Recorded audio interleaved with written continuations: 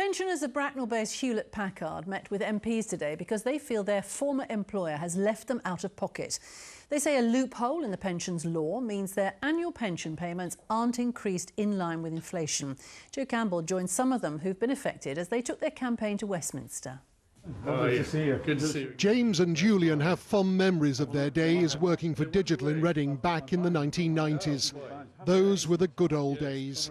But things aren't so good since they retired and Hewlett-Packard took over their old firm and their pensions. I've never had an increase in 10 years. When I took my pension, it was worth about 4 times the state pension when I took it. And now it's worth about 1.5 times the state pension. They went in London today for sightseeing. Both continue to work beyond retirement to boost their income. But they want government to act and stop their pensions going down and down. Parliament legislated so that pension rights accrued since 1997 are index linked. That means if you're receiving a pension, it goes up each year to keep pace with prices.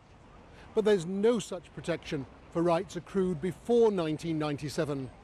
Instead, the law says it's up to the discretion of those who control the pension as to whether or not pensioners get an increase.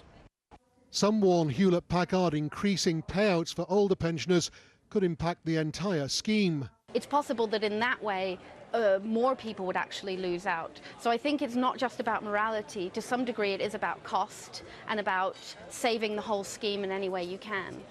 Hewlett-Packard today said it believes that we continue to give this matter due and appropriate consideration, adding these decisions are reached after careful consideration of a number of factors. The government's own figures show that 95% of all pre-97 pensioners actually get regular payments.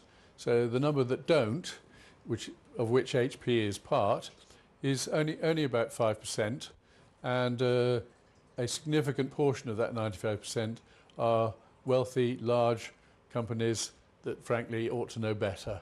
Wokingham MP John Redwood, who was among those listening to the pensioners' case this afternoon, left the meeting without comment.